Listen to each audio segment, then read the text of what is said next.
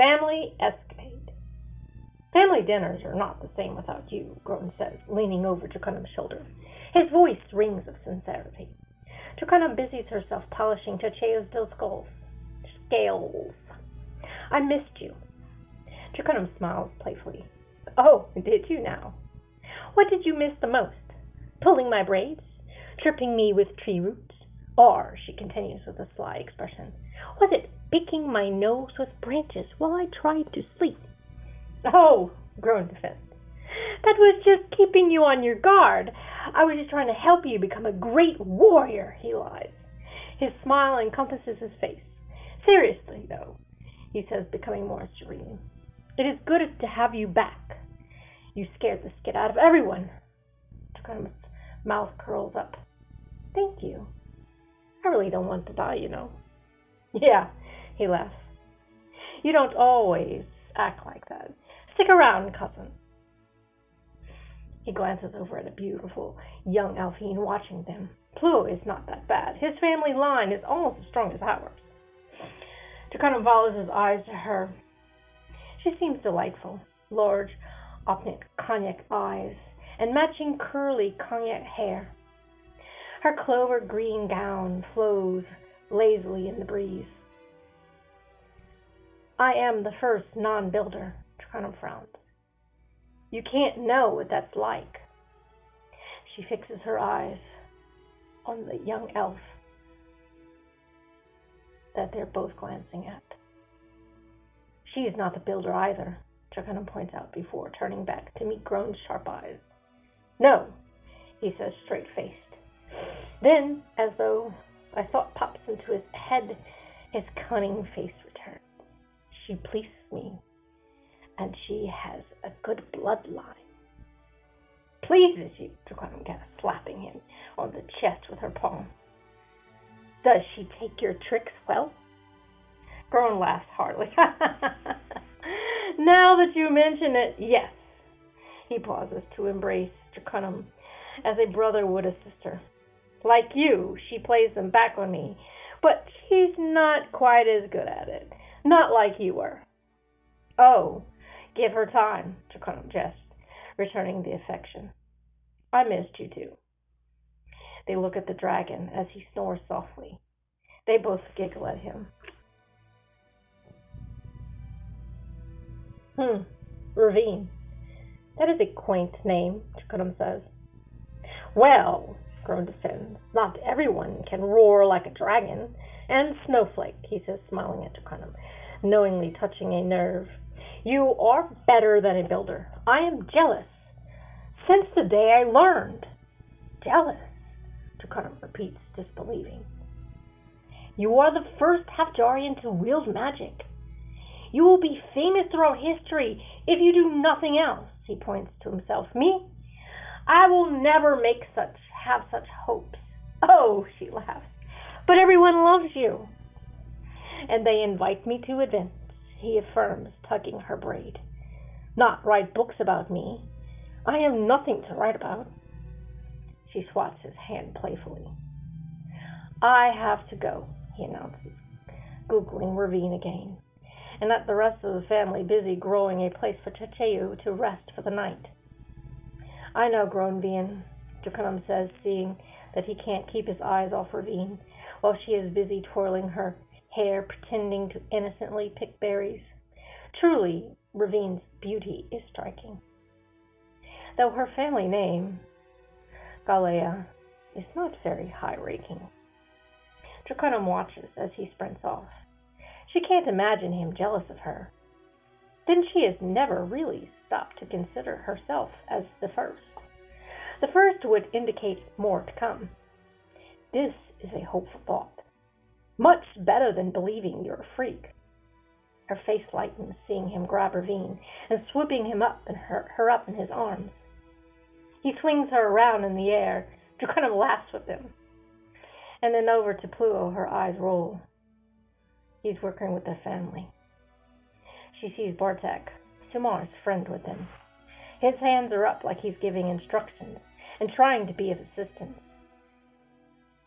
It will never happen, she tells herself. Azazel is too perfect.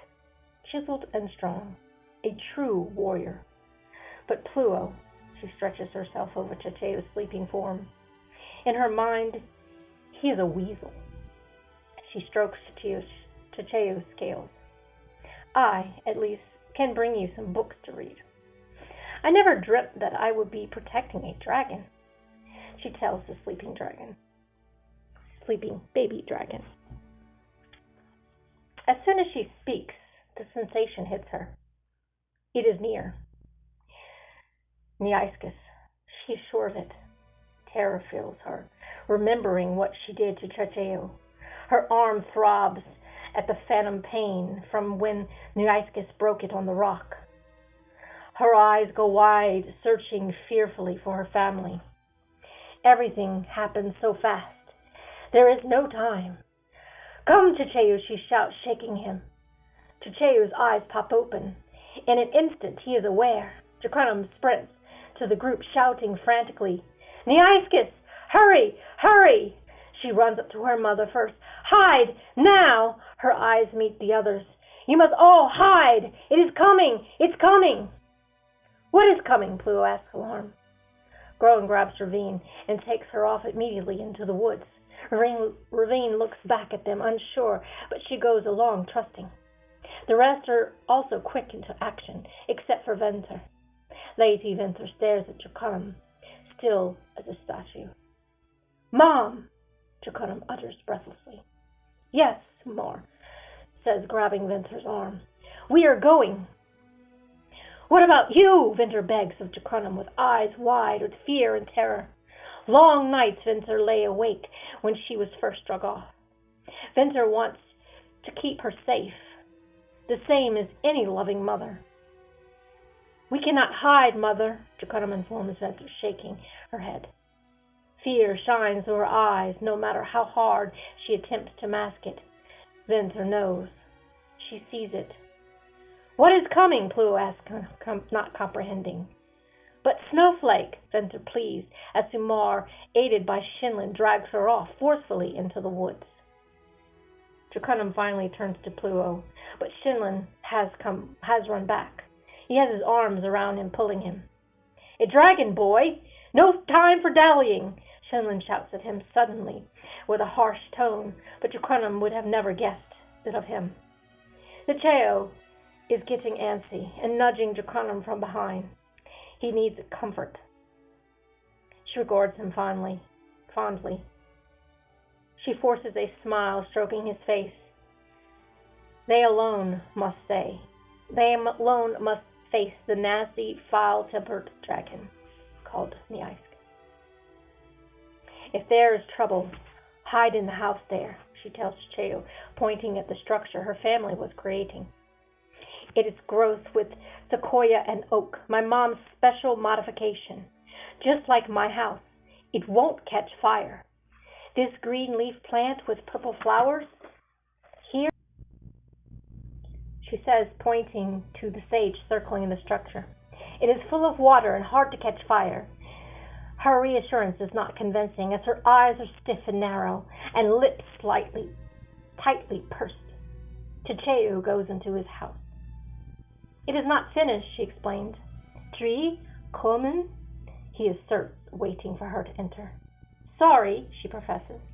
I want to try to speak to Nyaskis. Chacheo gives a low, sad moan as he turns, going into his home. Drekanum stands with her veins throbbing with the pressure, the intensity of flow. She struggles to quell her mind and hands. She steals glimpses of Chacheo's peeking head. Every so often he checks, moaning as he does. The inopportune events have arrested her nerves. Drekanum succumbs to the reign of terror beset within.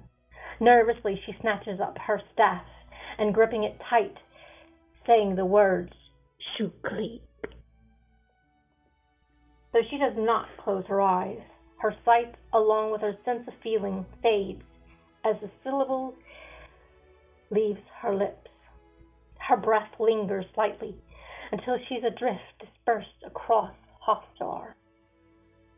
An awareness of Höfjar. Nedinjar waiting in her vicinity.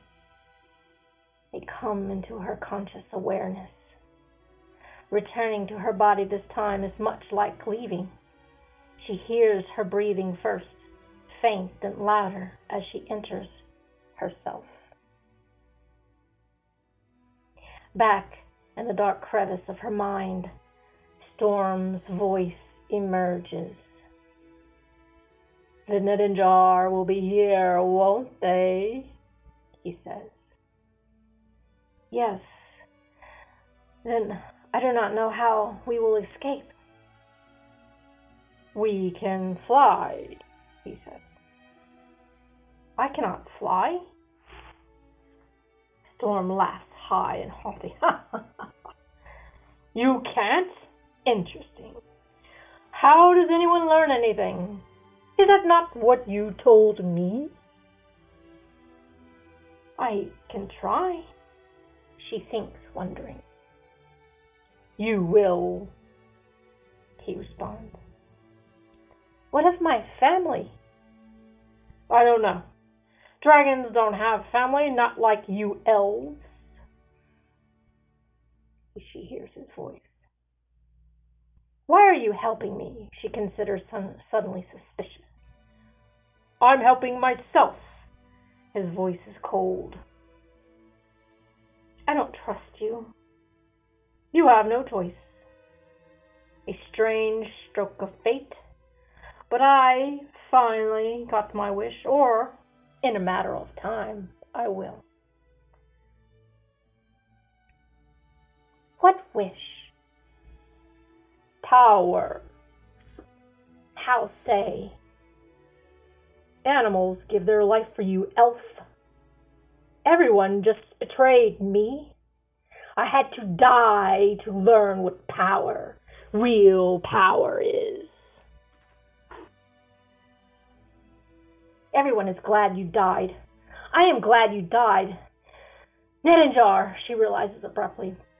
She darts into Chicheo's open house to instruct him. "If anything happens to me, or if pale, sickly elves come, I want you to fly away," she says, pointing to the west. "Fly until you find a place with tree houses like mine. The elves are friends, okay? Remember, fly west." Chicheo looks at her blankly, then tackles her with a huge hug, not knowing what else to do. "You silly fat potato," Drekanum mumbles from underneath him.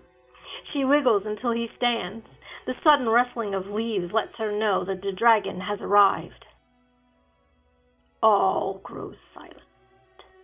Too silent. Am I part dragon? She wonders, pinpointing the precise location where the trees bend unusually low under the unseen weight. "No," Storm answers her in her mind. "You are an elf with memories of a dragon." "And my dragon voice?" she asks. Storm in her mind. "Magic. You lack the vocal cords. Come on, you're smarter than that. I don't know how you learned it, but it's not possible." "What about my sensing of dragons?" "No one knows how dragons sense dragons," Storm replies in her mind. She watches intently as the trees are slightly shifting. Different trees are moving gradually. The dragon is edging closer. "How are you this afternoon?" she calls out, as polite and nonchalant as she possibly can. Neiscus appears, and as she does, she sends a jet of flame at the newly built house. Chicheo squeals from within. Flames in the surrounding foliage erupt in fire, but the structure stands firm, seeming to brush off the flames. "What is this?" Neiscus asks, alarmed and disappointed. Drekanum stomps out the small ignited grass and foliage. "Alpha genetic engineering," Drekanum explains. "Speak, dragon," she says angrily, not understanding. Are we ready to discuss your stay in Höfjar, Neaiscus? Drekanum asked, looking up again at the immense dragon. We're coming to reclaim our land, Neaiscus jauntily says. Where are the others? asked Drekanum. Drekanum's question enrages Neaiscus. She rises immediately. She lands on the structure and proceeds to rip pieces with her talons, causing Checheu to rush out frightened. The bulk of it stands, angering her further. You should have left him on the mountain, she shouts. To be killed by the Nedenjar? Drekanum asks. They are hunting you. That place is no longer safe. Stupid Takaima, she retorts. You do not meddle in dragon affairs. He must be toughened to survive. Checheu is trying to squeeze between some trees to get away from Neaiscus when she sees him and calls him out. Worthless runt! Come here before you're better. Do as I command. I thought that this was your child, Drekanum asked her, as Checheu slowly edges closer to Neaiscus, looking pitifully at Drekanum. Does it matter? Neaiscus vocalizes, jarring the air before twitching her head in a violent display. I've had enough of you. Leave us. Drekanum and Neaiscus stare at each other in moments of grueling silence. Long it extends, the taunt minutes as if hours. Checheu stoops inert between them with daunting eyes. After careful observation, he cautiously seeks refuge in his little home. Neaiscus finally breaks the standoff. He will not stay with Alfer. I will teach him to eat Alfer. Elves or whatever you little things are. You cannot take him to Hythe Hamming. The Nedenjar are laying a trap for you. I can take him wherever I wish. This is my home. I was born there long before you. Neaiscus rushes down to snap up Drekanum with her powerful jaws, but Drekanum rolls away. A few shrubs from the ground erupts, slowly shooting towards, wrapping themselves around the dragon's talons. Drekanum stands between the trees, making Neaiscus' next attack more difficult. Neaiscus struggles with the entanglement, ripping them out of the ground by the roots. She looks around at the seemingly empty trees. I know you are there, she says angrily. I can burn you all. Come, little stump, she calls out to Checheu. She turns and looks at the mass of trees and plants woven together, but no sound or movement comes from it. You have no name for him, then, Drekanum realizes. Shut up, Dakaimai, Neaiscus says, turning to glare at Drekanum. He is Checheu, then, Drekanum states flatly. Neaiscus rises into the air and circles the area, blowing her flames.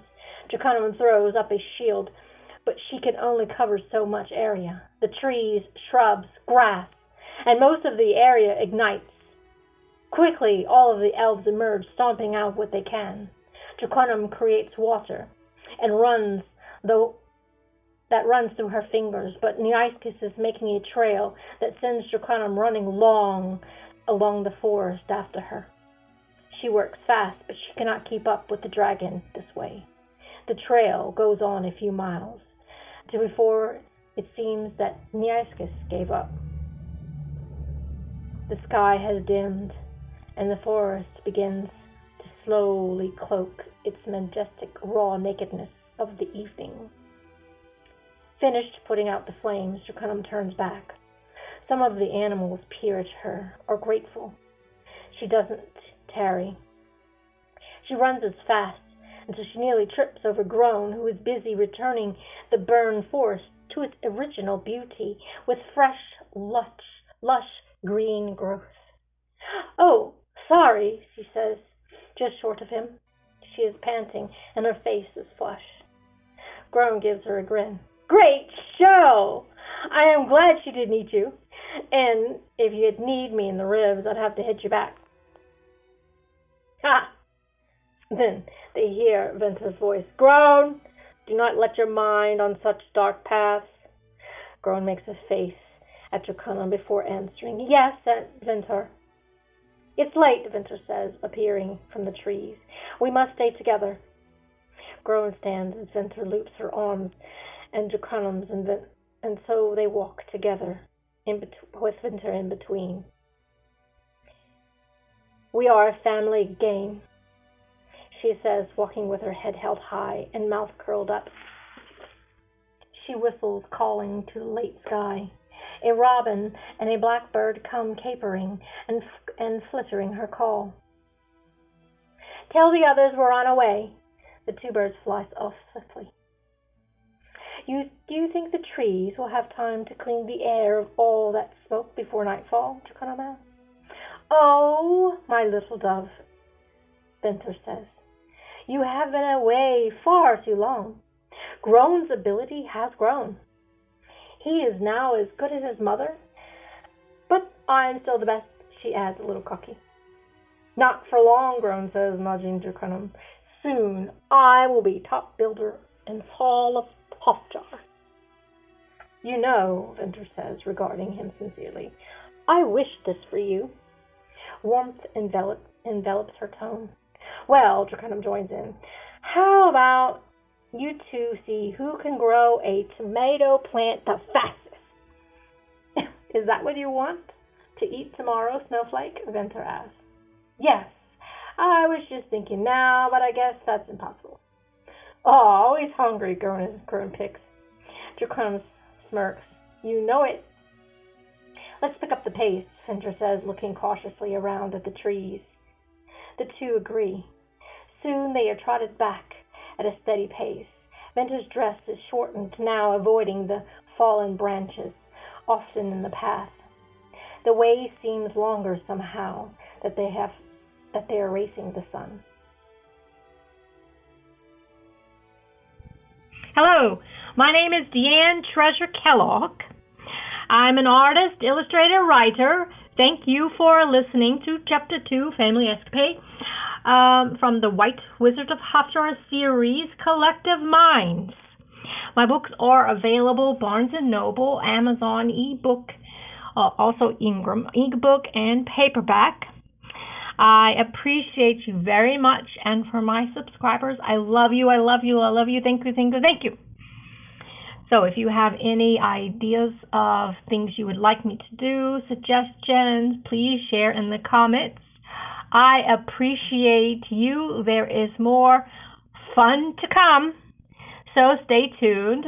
Remember, like, subscribe, share with your friends, and until next time.